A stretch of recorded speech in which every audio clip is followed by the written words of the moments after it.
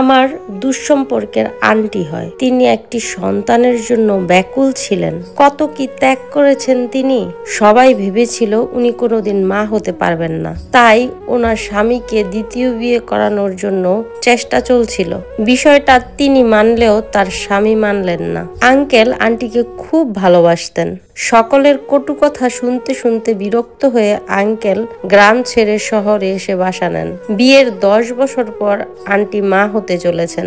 আন্টির শারীরিক অবস্থা ভালো ছিল না, স্ট্রোক করেছিলেন একবার, আর শ্বাসকষ্টেরও সমস্যা ছিল ওনার, যার জন্য ডাক্তার বলেছিলেন তাকে তিনি যেন কনসিভ না করেন। এতে বাচ্চা এবং মা দুজনেরই ক্ষতি হতে পারে। আঙ্কেল নিজেও একজন ডাক্তার ছিলেন। আঙ্কেল তাই নিজেও চাননি আন্টি যেন মা হয়। সে বুঝেছিল আন্টিকে তাহলে বাঁচানো সম্ভব হবে না হয়তো, তাই তিনি আন্টিকে হারাতে চাননি। কিন্তু আন্টি মৃত্যুর ঝুঁকি নিয়েও চেয়েছিলেন স্বামীকে পৃথিবীর শ্রেষ্ঠ উপহারটা দিতে। আন্টি একটি সন্তানের জন্য অনেক দোয়া করতেন।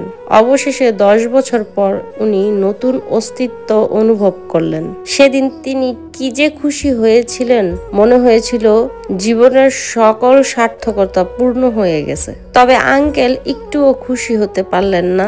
উনি বললেন, দেখো, আমাদের সন্তান নিতে হবে না, প্রয়োজন হলে আমরা সন্তান দত্তক নিব, তাও আমি তোমাকে হারাতে চাই না। তোমার ক্ষতি করে আমি বাচ্চা চাই না। আঙ্কেল বারবার অ্যাবর্শন করতে চাইলেও আন্টি তা মানেননি, না করে দিলেন।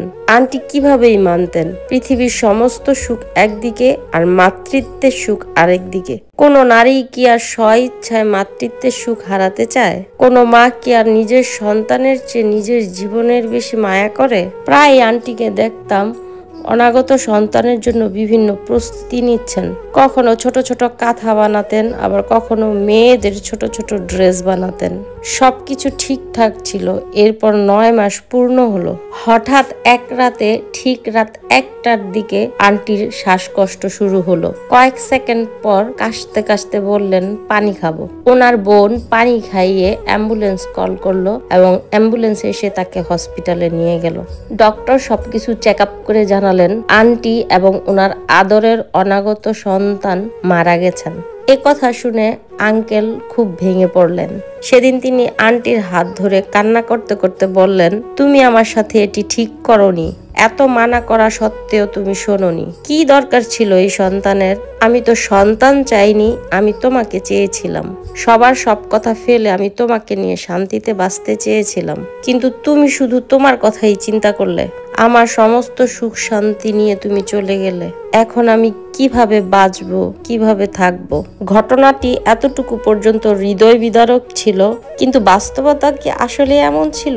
আমরা দু চোখে যা দেখি তাই কি সব সত্য? না। কিন্তু এই ঘটনার পরের টুইস্ট জানলে আপনার পায়ের নিচের মাটি সরে যাবে। আমাদের চোখের সামনের ঘটনা সবসময় সব সত্য হয় না। আসল ঘটনা ছিল 4 বছর আগে আঙ্কেল গোপনে একটি বিয়ে করেছিলেন এবং সেখানে তার 2টি সন্তানও ছিল। সে রাতে আন্টি এই চরম সত্য কথাটি জানতে পেরেছিল। একদম মেনে নিতে পারেননি। তীব্র আঘাতে আন্টি অসুস্থ হয়ে পড়েন, যার জন্য হঠাৎ করে বুকে ব্যথা শুরু হয়। এরপর শ্বাসকষ্ট হয়েছিল। মাঝে মাঝে মনে হয় এই সত্য যদি আন্টি কোনোদিনও না জানতেন, তবে কি আজও তিনি বেঁচে থাকতেন, নাকি এটা না জানলেও তিনি চিরদিনের মতো ঘুমিয়ে থাকতেন? এভাবে কেন এক বুক ব্যথা, যন্ত্রণা, শূন্যতা নিয়ে তাকে চলে যেতে হলো? সে সময়টুকু কেন এত অপ্রিয় ছিল? ইস, এত যন্ত্রণাদায়ক সত্যগুলো কেন চাপা থাকে না? কেনই বা প্রিয়জনেরা এই সত্যগুলোকে প্রকাশ করার সাহস পায় না?